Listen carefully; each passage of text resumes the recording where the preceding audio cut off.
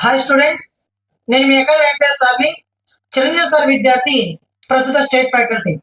ఆంధ్రప్రదేశ్ రాష్ట్రంలో APSC group 2 mains రాయబోతున్నటువంటి విద్యార్థులకు Indian ఎకానమీలో భాగంగా ఒక ముఖ్యమైనటువంటి టాపిక్ ని ఈరోజు చెప్పడం అనేది జరుగుతుంది. అదేవిధంగా ఈ టాపిక్ కనుక మీరు బాగా నేర్చుకున్నట్లయితే ఖచ్చితంగా 1 లేదా 2 ప్రశ్నలు ఖచ్చితంగా ఈ టాపిక్ నుంచి రావడం అనేది జరుగుతుంది. గత ప్రీవియస్ పేపర్లు కానీ, గ్రూప్ 1 పేపర్లను కానీ, రీసెంట్ డివై ఎగ్జామ్ పేపర్ కానీ పరిశీలించినట్లయితే ఈ టాపిక్ నుంచి క్వశ్చన్ అయినటువంటి క్వశ్చన్ పేపర్ ఇంతవరకు లేదు. కాబట్టి రాబోయే కాలంలో కూడా ఈ టాపిక్ చాలా చాలా ఇంపార్టెంట్. కాబట్టి ఈ టాపిక్ ని ఇప్పుడు ఒక షార్ట్ కట్ మెథడ్ లో మీకు తీసుకురాబోతున్నాను. ఒకసారి జాగ్రత్తగా వినండి, వీడియో స్కిప్ చేయకుండా చూడండి. మంచి యూస్ఫుల్ అయ్యేటటువంటి ఒక టాపిక్. ఇప్పుడు మనకి ద్రవ్యోల్బణం, ప్రతి ద్రవ్యోల్బణం రెండు ఉన్నాయి. ద్రవ్యోల్బణం, ప్రతి ద్రవ్యోల్బణం అనేసి 2 టాపిక్స్ ఉంటాయి. ప్రతి ద్రవ్యోల్బణం.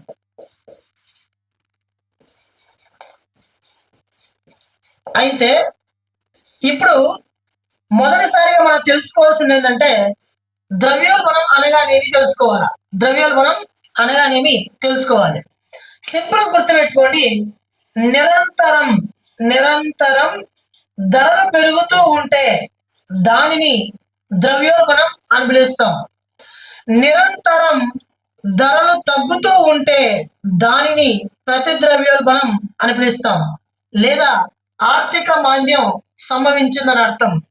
అయితే నిరంతరం ధర పెరుగుతుంది అని అంటే అర్థం ఏంటి అనేసి అంటే, ఈరోజు టమాటో 1 కేజీ 10 రూపాయలు అనుకుందాం, 10 రూపాయలు అనుకుందాం. రేపు 1 కేజీ టమోటా అదే 20 రూపాయలు అవుతుంది. ఎల్లుండ 1 కేజీ టమోటా 30 రూపాయలు అవుతుంది. తర్వాత 40 రూపాయలు అవుతుంది. అంటే ఇక్కడ ఏమవుతుంది, రోజు రోజుకి ధర అనేది పెరుగుతూ పోతుంది. ధర అనేది పెరుగుతూ పోతుంది. ఇలా నిరంతరం ధర పెరుగుతూ ఉంటే అటువంటి దానిని మనం ఏమని పిలుస్తామంటే ద్రవ్యోల్బణం అని పిలుస్తాం. మరి సార్ ఈరోజు టమాటా 10 రూపాయలు ఉంది, రేపు 20 రూపాయల నుంచి ఒకేసారి 50 రూపాయలకు పోతే అప్పుడు ద్రవ్యోల్బణం ఇంకా ఎక్కువగా అయిపోతుందని అర్థం. ధర ఎక్కువ పెరుగుతుంది కాబట్టి ద్రవ్యోల్బణం కూడా మనకి ఆశించినంత స్థాయిలో ఉండలేదు, ఇంకా ఎక్కువ పెరిగిపోతుందని అర్థం. అర్థమవుతుందా? కాబట్టి నిరంతరం ధర పెరుగుతూ ఉంటే దాన్ని ద్రవ్యోల్బణం అని పిలుస్తారు. అయితే ఇప్పుడు నిరంతరం ధర తగ్గుతూ ఉంటే దాన్ని ప్రతి ద్రవ్యోల్బణం అని పిలుస్తాం. అనగా 1 కేజీ టమోటా ఈ రోజు 50 రూపాయలు అనుకుందాం, రేపు టమోటా 40 రూపాయలకు వస్తుంది అదే కేజీ టమోటా. మరి ఎల్లుండి మళ్ళీ 30 రూపాయలకు వస్తుంది. అక్కడ ఏమవుతుంది, ఇక్కడ ధర తగ్గిపోతూ ఉన్నది, ధర తగ్గిపోతున్నది. దీన్ని ఏమని పిలుస్తామంటే ప్రతి ద్రవ్యోల్బణం అని పిలుస్తారు. ప్రతి ద్రవ్యోల్బణం అని పిలుస్తారు. ప్రతి ద్రవ్యోల్బణం అని పిలుస్తారు. ఇప్పుడు ఇక్కడ మరి ద్రవ్యోల్బణ కాలంలో ఆర్బిఐ మనకి ఏం చేస్తుంది, అంతకంటే ముందుగా 2 పదాల మధ్య తేడా తెలుసుకోవాలి. అంతకంటే ముందుగా 2 పదాల మధ్య తేడా తెలుసుకోవాలి. మనకి ఆర్బిఐ వడ్డీ రేట్లను, కీలకమైనటువంటి వడ్డీ రేట్లను మెయింటైన్ చేస్తుంది. ఆర్బిఐ రీసెంట్లీగా 51వ మానిటరీ పాలసీ కమిటీ మీటింగ్ అనే దాన్ని ఆర్బిఐ గవర్నర్ శక్తికాంత్ ఆధ్వర్యంలో రీసెంట్ గా జరిగింది. ఇది 51వ మానిటరీ పాలసీ కమిటీ మీటింగ్. ఈ 51వ మానిటరీ పాలసీ కమిటీ మీటింగ్ లో మనకి రెపో రేట్ ని వరుసగా 10వసారి సేమ్ ప్లేస్ లో ఉంచారు. ఎంత ఉంచారు నేను చెప్తా, జాగ్రత్త. ఫస్ట్ రెపో రేట్ అంటే ఏమి, రివర్స్ రెపో రేట్ అంటే ఏమి నేర్చుకోవాలి. రెపో రేట్ అనగా, రివర్స్ రెపో రేట్ అనగా ఈ 2 పదాల మధ్య తేడా తెలుసుకోవాలి. 1 వాణిజ్య బ్యాంకు, 2 ఆర్బిఐ. 2 ఆర్బిఐ. ఈ 2 మధ్య తేడాని మనకి రెపో రేట్ కి చెప్పచ్చు. అంటే ఈ తేడా అంటే ఏం సార్ అనేసి అంటే నేను చెప్తా క్లారిటీగా. ఇక్కడ వాణిజ్య బ్యాంకులు అంటే ఏమి, ఖాతాదారుడి దగ్గర మనకి డిపాజిట్ స్వీకరిస్తూ ఉండాలి. అదే ఖాతాదారుడి కనుక లోన్లు ఇస్తూ ఉంటే, అనగా ఆర్థిక కార్యకలాపాలు నిర్వహిస్తున్నటువంటి ఒక కంపెనీ లాంటి దాన్ని మనం వాణిజ్య బ్యాంకు అని పిలుస్తాం. మళ్ళీ వాణిజ్య బ్యాంకులు, షెడ్యూల్డ్ బ్యాంకులు, నాన్ షెడ్యూల్డ్ బ్యాంకులు ఇలా ఉంటాయి.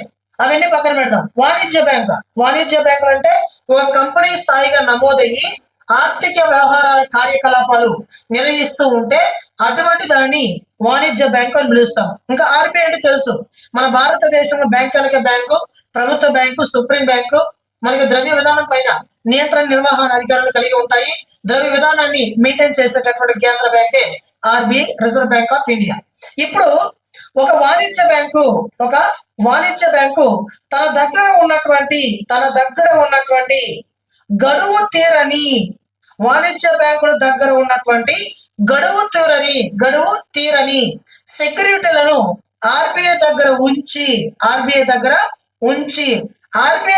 నుంచి ఈ వాణిజ్య బ్యాంకు గనక రుణాన్ని స్వీకరిస్తే దానిపైన ఆర్బీఐ విధించే వడ్డీ రేటే రెపో రేటు. మరోసారి చెప్తున్నా, వాణిజ్య బ్యాంకుల దగ్గర ఉన్నటువంటి గడువు తీరనటువంటి సెక్యూరిటీలను, అంటే ఎక్స్పైర్ డేట్ కానటువంటి సెక్యూరిటీలను తీసుకెళ్లి ఆర్బీఐ దగ్గర ఉంచి ఆర్బీఐ దగ్గర రుణాన్ని స్వీకరిస్తే ఆర్బీఐ ఆ రుణం పైన విధించే వడ్డీ రేట్నే రెపో రేటు అని పిలుస్తారు. ఇప్పుడు దీనికి రివర్స్ రెపో రేట్, దీనికి రివర్స్ రెపో రేట్ చూద్దాం. వాణిజ్య బ్యాంకు దగ్గర ద్రవ్యత్వ నిల్వలు ఎక్కువ అయిపోతే అనగా వాణిజ్య బ్యాంకు దగ్గర డబ్బులు ఎక్కువ ఉంటే ఆ డబ్బులు తీసుకెళ్లి ఆర్బీఐ దగ్గర డిపాజిట్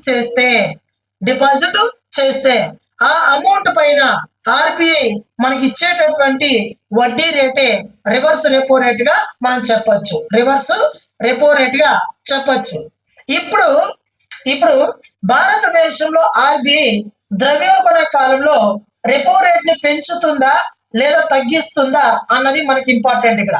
అదేవిధంగా ప్రతి ద్రవ్యోల్బణ కాలంలో ఆర్బీఐ రెపో రేట్ ని పెంచుతుందా తగ్గిస్తుందా అన్నది మనకి ఇక్కడ ఇంపార్టెంట్, గుర్తుపెట్టుకోండి. ఇప్పుడు చూడండి, ఇక్కడ ద్రవ్యోల్బణ కాలంలో ఆర్బీఐ రెపో రేట్ ని ఏం చేస్తుంది అనేసి అంటే పెంచుతుంది. ఇప్పుడు చూడండి, ద్రవ్యోల్బణ కాలంలో ఆర్బీఐ రెపో రేట్ ని పెంచితే వాణిజ్య బ్యాంకు ఉంది ఇక్కడ. ఇప్పుడు వాణిజ్య బ్యాంకు ఆర్బీఐ దగ్గరికి రుణాన్ని తీసుకురావాలని వెళ్తే ఇప్పుడు ఈ వాణిజ్య బ్యాంకుకి ఆర్బీఐ ఏం చెప్పిందంటే రెపో రేట్ ని ప్రస్తుతం పెంచడం జరిగింది అని అంటుంది. ఇప్పుడు వాణిజ్య బ్యాంకులు ఏం చేస్తాయి? ఇప్పుడు ఎప్పుడైతే ఈ ఆర్బీఐ రెపో రేట్ ని పెంచుతుందో అప్పుడు వాణిజ్య బ్యాంకులు ఆర్బీఐ దగ్గరికి వెళ్ళేది తగ్గుతాయి. అంటే ఏమవుతుంది, ఇక్కడ ఆర్బీఐ మనకి వడ్డీ రేటును పెంచిందని అర్థం. ఇప్పుడు ఈ రెపో రేట్ ని అనగా వడ్డీ రేట్ ని ఆర్బీఐ పెంచితే వాణిజ్య బ్యాంకులు ఏం చేస్తాయి అంటే ఆర్బీఐ దగ్గరికి లోన్ తీసుకోవడానికి వెళ్ళడానికి తగ్గిస్తాయి. ఎప్పుడైతే వాణిజ్య బ్యాంకులు ఆర్బీఐ నుంచి రుణం తీసుకోవడానికి తగ్గిస్తుందో అప్పుడు ఏమవుతుంది, వాణిజ్య బ్యాంకుల దగ్గర పరపతి కూడా తగ్గుతుంది.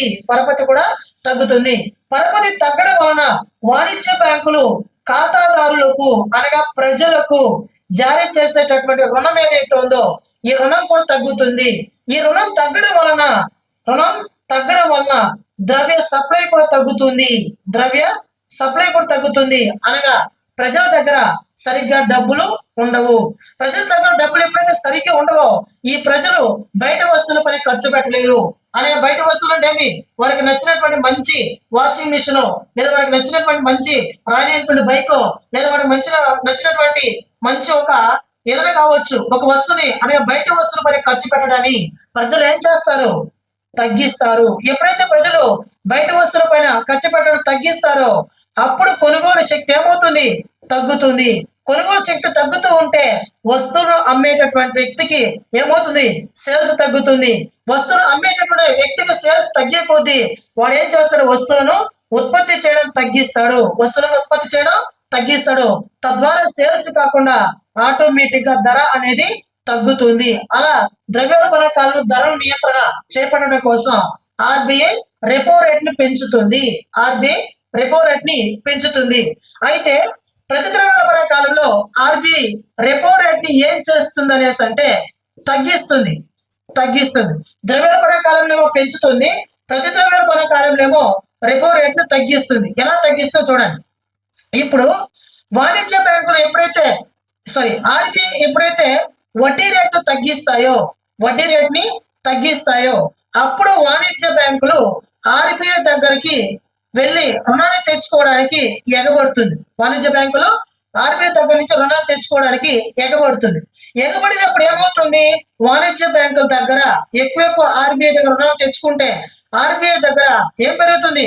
పరపతి పెరుగుతుంది. పరపతి అనగా డబ్బు, పరపతి పెరుగుతుంది. వాణిజ్య బ్యాంకుల దగ్గర డబ్బు పెరిగితే ఏం చేస్తుంది? ప్రజలకు లోన్లు ఇవ్వడం ప్రారంభిస్తారు. ప్రజలకి లోన్లు ఇవ్వడం ప్రారంభిస్తుంది. తద్వారా ఏమవుతుంది? సమాజంలో ద్రవ్య సప్లై పెరుగుతుంది. ద్రవ్య సప్లై పెరుగుతుంది. ద్రవ్య సప్లై పెరిగే కొద్దీ అనగా ప్రజల డబ్బు పెరిగే కొద్దీ ఏం చేస్తారు? కొనుగోలు శక్తి కూడా పెరుగుతుంది. కొనుగోలు శక్తి పెరిగే కొద్దీ బయట వస్తువుల పైన ఖర్చు పెడతారు. బయట వస్తువుల పైన ఖర్చు పెట్టే కొద్దీ ఆ తక్కువ ధర ఉన్నటువంటి వస్తువు ఏమవుతుంది? ధర ఆ వస్తువు తర్వాత మళ్ళీ తిరిగి ఆ వస్తువు ధర మళ్ళీ పెరుగుతుంది. అలా గాడి పడినటువంటి ఆర్థిక వ్యవస్థని గట్టెక్కించాలంటే ప్రతి ద్రవ్యోల్బణ కాలంలో రెపో రేట్ ఏం చేయాలి? తగ్గించాలి. అదేవిధంగా ద్రవ్యోల్బణ కాలంలో ఆర్బీఐ రెపో రేట్ ఏం చేయాలి? పెంచాలి. ఒక్కటే గుర్తుపెట్టుకోండి, ద్రవ్యోల్బణ అనే కాలంలో అన్ని రేట్లను పెంచగా ప్రతి ద్రవ్యోల్బణ కాలంలో అన్ని రేట్లను తగ్గిస్తుంది. ఎప్పుడైతే ఇక రెపో రేట్ ఆర్బీఐ ద్రవ్యోల్బణ కాలంలో పెంచుతుందో అనగా కఠిన ద్రవ్య విధానాన్ని అవలంబిస్తుందని అర్థం. కఠిన ద్రవ్య విధానాన్ని అవలంబిస్తున్న అర్థం. కఠిన ద్రవ్య విధానం అంటేనే అనగా రెపో రేటు పెంచుదని అర్థం, వడ్డీ రేటు పెంచుదని అర్థం. ఇక్కడ ప్రతి ద్రవ్యోల్బణ కాలంకి వచ్చేసరికి ఆర్బీఐ రెపో రేట్ ఏం చేస్తుంది? తగ్గిస్తుంది. ఆర్బీఐ రెపో రేట్ ని తగ్గిస్తుంది అనగా సులభతర విధానాన్ని, సులభతర ద్రవ్య విధానాన్ని అవలంబిస్తుందని అర్థం. అనగా భారతదేశంలో విపరీతంగా రేట్లు పెరుగుతుంటే దాని ద్రవ్యోల్బణం అని పిలుస్తుండగా ఆ భారతదేశంలో ధరలు విపరీతంగా పడిపోతుంటే దానిని ప్రతి ద్రవ్యోల్బణంగా పేర్కొంటాం. ద్రవ్యోల్బణ కాలంలో ఉత్పత్తి ఉద్యోగిత పెరుగుతుంది. కానీ ప్రతి ద్రవ్యోల్బణ కాలంలో నిరుద్యోగిత పెరుగుతుంది. గుర్తుపెట్టుకోండి, ద్రవ్యోల్బణ కాలంలో ఆర్బీఐ అవలంబించేటటువంటి అన్ని వడ్డీ రేట్లను పెంచగా ప్రతి ద్రవ్యోల్బణ కాలంలో ఆర్బీఐ అవలంబించే వడ్డీ రేట్లన్నింటినీ తగ్గిస్తుంది. కావాలంటే చూడండి, ఇక్కడ ప్రస్తుతం మనకి రెపో రేటు 6.50 వద్ద ఉంది. రెపో రేటు 6.50 వద్ద ఉంది. ఇప్పుడు రెపో రేట్ ని ఆర్బీఐ ద్రవ్యోల్బణ కాలంలో పెంచుతుంది. రివర్స్ రెపో రేట్ ని ఆర్బీఐ ద్రవ్యోల్బణ కాలంలో పెంచుతుంది. సిఆర్ఆర్ ని కూడా ద్రవ్యోల్బణ కాలంలో ఆర్బీఐ పెంచుతుంది. ఎస్ఎల్ఆర్ ని కూడా ద్రవ్యోల్బణ కాలంలో పెంచుతుంది. అదేవిధంగా డౌన్ పేమెంట్ ని కూడా పెంచుతుంది. అదేవిధంగా మార్జిన్లను కూడా పెంచుతుంది. కానీ వాయిదా చెల్లింపుల సంఖ్యను తగ్గిస్తుంది ద్రవ్యోల్బణ కాలంలో ఆర్బీఐ. సేమ్ మళ్ళీ ద్రవ్యోల్బణ కాలంలో ఆర్బీఐ ఏ విధానాన్ని అవలంబిస్తుంది అనేసి అంటే రెపో రేట్ ని తగ్గిస్తుంది. రివర్స్ రెపో రేట్ ని కూడా తగ్గిస్తుంది. సిఆర్ఆర్ ని కూడా తగ్గిస్తుంది. ఎస్ఎల్ఆర్ ని కూడా తగ్గిస్తుంది. మరియు అదేవిధంగా మనకి వాయిదా చెల్లింపుల సంఖ్యను పెంచుతుంది. అదేవిధంగా మార్జిన్లను తగ్గిస్తుంది. డౌన్ పేమెంట్లను కూడా తగ్గిస్తుంది. ఇలా అవలంబించి భారతదేశ ఆర్థిక వ్యవస్థని బాగా గట్టెక్కించే ప్రయత్నం చేస్తుంది. అదేవిధంగా మనకి ఈ కాన్సెప్ట్ చెప్పడం అనేది జరిగింది ఈ రోజు. ఇదే విధంగా కాన్సెప్ట్ ఓరియంటెడ్ తో కూడుకున్నటువంటి బెస్ట్ ఎకనామిక్ టెస్ట్ సిరీస్ ని మన ఎకానమీ వెంకటేశ్వర్ అనే ఆన్లైన్ యాప్ లో అప్లోడ్ చేయబడింది. ఒకసారి గమనించండి. కాన్సెప్ట్ ఓరియంటెడ్ తో మనం ఎప్పుడైతే ఎకానమీ నేర్చుకుంటామో అప్పుడు ఆన్సర్స్ ఎక్కువ చేయగలం. గతంలో 150 మార్కులు పెట్టాడు ఎకానమీ. గతంలో కష్టం ఉంది, కరెక్ట్ కాదనడం లేదు. కానీ ఇప్పుడు 75 మార్కులకి ఎకానమీ తగ్గించబడి జరిగినది. ఒకవేళ పేపర్ ఈజీగా వస్తే రేపు మీరు బాధపడాల్సి వస్తుంది. కాబట్టి మన క్లాస్ నచ్చినట్లయితే ఒక లైక్ కొట్టండి. అదేవిధంగా మన ఛానల్ సబ్స్క్రైబ్ చేసుకోండి. మీ ఫ్రెండ్స్ కి లింక్ షేర్ చేయండి. కేవలం 499 రూపీస్ కే ప్రస్తుతం బెస్ట్ ఎకనామిక్ టెస్ట్ సిరీస్ ని అప్డేట్ తో కూడుకున్నటువంటి టెస్ట్ సిరీస్ ని మన యాప్ లో ఇప్పటికీ అప్లోడ్ చేయడం జరిగింది.